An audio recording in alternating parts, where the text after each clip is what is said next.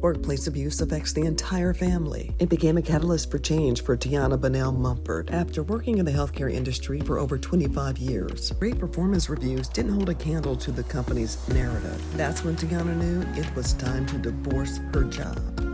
You know, if you're in a situation, if you can try to get out, and some people like, oh, the pay, yes, yes, because I did have a really good income, a really, really good income.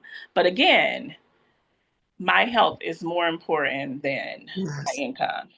Amen. Amen. Talk about the EEOC. Yeah. Let's take a step back because, as you mentioned, we all go through that process where we're like, you're going to pay. And I don't mean pay financially, but you were going to be held accountable because you harmed me. And I don't want this to happen to anybody else. And so the American way is you file a lawsuit. But before you get the right to sue, you have to go to the EEOC. What was that process like for you? So someone who was at the previous job basically was like, girl, you need to go to the EEOC. And I'm like, ah. And then my aunt, she's like, oh, you need to go. So I did it. And it's a matter of going, of course, you go online, but it's a long process. Now, once I got my attorney, she ended up saying, okay, if you do it individually, we'll cancel that out and do it with attorney because you move fast. Went through all of that to say, oh, there's no evidence, but we give you the right to sue. So I was all confused. I'm like, what do you mean no evidence? We turned in all this stuff you know, and I'm like, oh, okay, so you give you the right to sue, but then that's more money. Mind you, you are already paying your attorney. I was paying the attorney monthly. That's quite expensive. Mm-hmm. So you're paying your attorney. Then they turn around and say, oh, you got the right to sue, but then you have a certain amount of days. And mine was just up in February, by the way. And I looked at the date, I contemplate, ooh, should I not, should I? I'm like, I'm just gonna bury it. I'm gonna bury it. So that's more money because then you get the right to sue, then you gotta take it to federal court. It's not free. They're not paying for it. You're gonna pay for it. Like the attorney told me, oh, it's just let's let them know that you're serious. So they'll know that you can call your bluff or whatever the case may be. Listen, I have time for that foolishness. I'm going to call my bluff and I'm going to pull the plug on all of this foolishness and I'm going to live my life. Because you decided to pull the plug, there is no lawsuit. And you said that your mental freedom, your physical freedom, and peace and joy more important than necessarily suing someone. At Yeah. what point did you realize that the fix was in? Because technically, as you mentioned, you're spending so much money to the right to sue, through the EEOC, then you get the right to sue. Then you're suing in federal court. You're like, okay, we're going to move forward because you're looking for accountability vis-a-vis justice. You're looking for justice. Yeah. Yeah. At what point did you say, this isn't the justice that I thought I was going to get, or at least trying to get justice? It's going to be expensive and it's just not worth it to me. When did that revelation come to you when you realized that maybe the fix is in, the system isn't set up for claimants to sue and to find justice?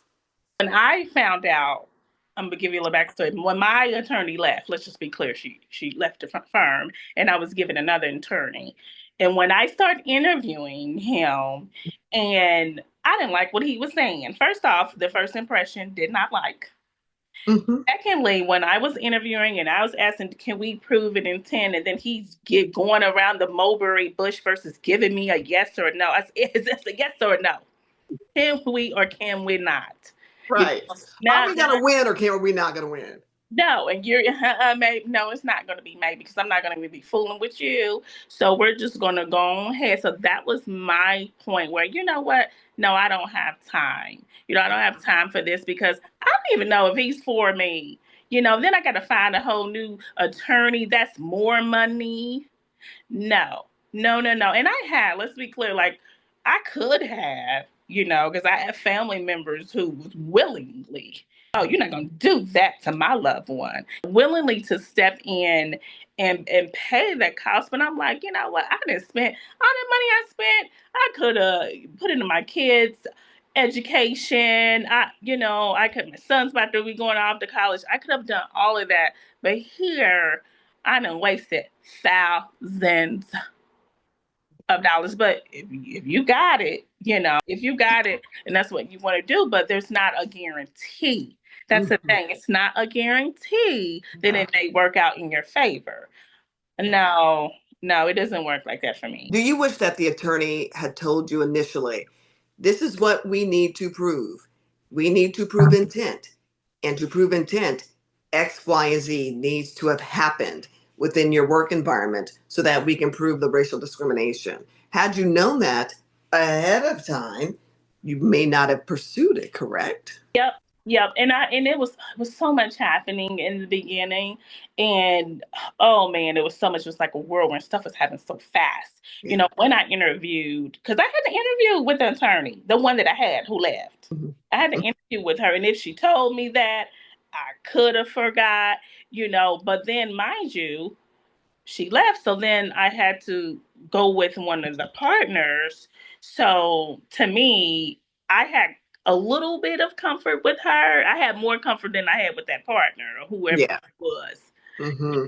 So I'm like, no, because at least the way she was talking, I had a little bit of assurance, this is what we're going to do. This is how we're going to strategically do it. I read her documents when she did the rebuttal with the EEOC. So I was like, oh, okay, then I have a little chance. But when I got on the phone with that fella, it Hmm. was like, the baby. No, no, No, no, sir, we're done. we're done. We're done. We're done. We're done. Happy that you made that decision. Looking back. Yeah, yeah, because I'm just like, and even now I'm thinking, even I could have saved some money. I could have saved thousands, because even so, here's the thing. Even when that attorney was like, oh, well, this is the price, they might pay you, they might. That's what he was saying. They might pay you your salary, but then they'll look at this and they'll look at that, and there's no guarantee. Yeah. So, I mean, you have to like know Weigh that. the cost. Yeah, absolutely. To weigh it. So you might, I mean, say for instance, I'm just gonna throw a ballpark. You used to making $50,000, and here you done paid out 20 something to attorneys, and they sit up there and give you 10,000, and you still reliving this moment. Like, Is is it worth it? it worth it? For me, it wasn't because okay, $10,000 go fast, It's like $10 in this day and age. gone. It's gone. The fact of the matter is, you're in a better place, which is great. And yet, we do want to make sure that claimants moving forward that they're in a better position, meaning they not only get the right to sue, but that there's an independent investigation, which didn't take place in your situation. Obviously, didn't take place in mine. I've been talking about that until the cows come home, where they can lie and believe narratives from coworkers and other people who are complicit in the lies to try to mitigate their liability. And I don't even mean just financial liability. I mean emotional liability, their ethical liability, like they're trying to mitigate that. So, what do you believe we should do? Because as a member of End Workplace Abuse, which you are, the Indiana chapter, you have been very clear and vocal about the fact that, you know what, we need to have an independent investigation. They should not be able to investigate themselves because we already know how it's going to turn out. And I still stand on it. I still stand on it because no, and I think within my case, a lot of them were friends. There's Ooh, no way that you can even independently do something correctly without a conflict, because conflict of interest, and you have friends and you right. work with these people, and then you're like, oh, okay. No, no, I do think that all companies should have an independent. Learn HR is not your friend. Mhm. Oh, employee relations. I didn't even know the company had an employee relations department because Wow. that's not the lane that I was in, Yeah. 20 plus years being there. But all of them work together, They're all in it together. all in it together.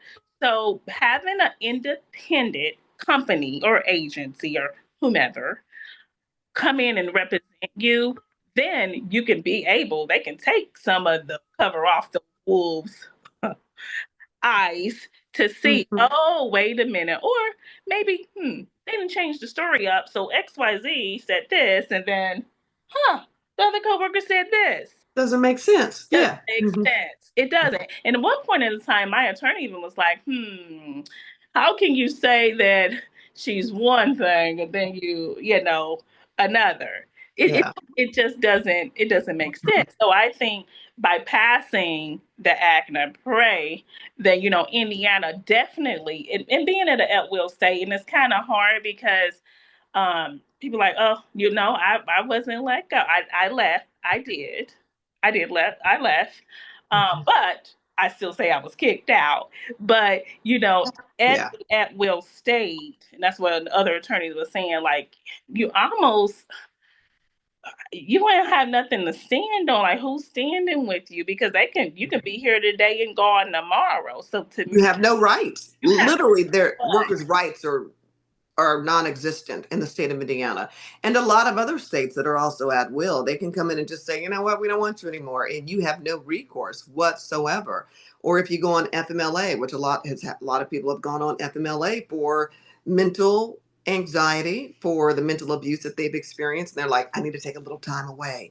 And during that time, you come back. They haven't made any changes, but they're requiring you to say, okay, when are you going to come back? And you're like, well, are you going to change the environment? And they're like, no. So then you're like, well, then why would I come back to the same environment that I just left to get help for? And it's this game that companies know that they're going to win, that they're playing. Girl, they're playing in your face. They're playing in our faces. And I think that's the part that's so aggravating and continues, I believe, to propel you and me and other people within the Indiana chapter, as well as other chapters of EWA around the nation, to say this is not right. We can do better. We do have a solution that's fair for claimant and for the company. Yeah, yeah. But they don't. But here's the thing, and a lot of the companies too, it's almost like they don't want to uncover, like, yeah, you do, some of these people, like I told my attorney, I'm not into the, like, oh, I want this person, I want my supervisor gone. No, I Right. never said that, because that maliciousness is not in my heart. But I do think that she needs some coaching. I said that from day one, because just because you're a supervisor, everybody is not meant to be a manager or a Right. supervisor. Hmm. So, and you can't be playing the fields and XYZ, and then you're being two-sided. It doesn't work. Doesn't work. What Yeah. happens is you end up losing good employees, and that's the thing. I've even had providers tell me that. That's, it's a shame, because then you lose all the good ones, and then here come people afterwards, and they never live up to even the work that you were doing. Hmm. You Absolutely.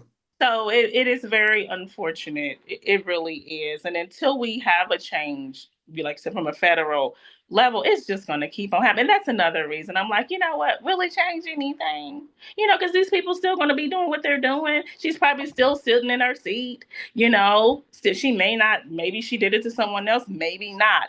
I don't know. But I did not want it to happen to anyone. And that was what I was clear with my attorney. I don't want her to get fired, but I do want it to change. And stay tuned for part 3 as Tiana wraps up how she's gone from survivor to thriver.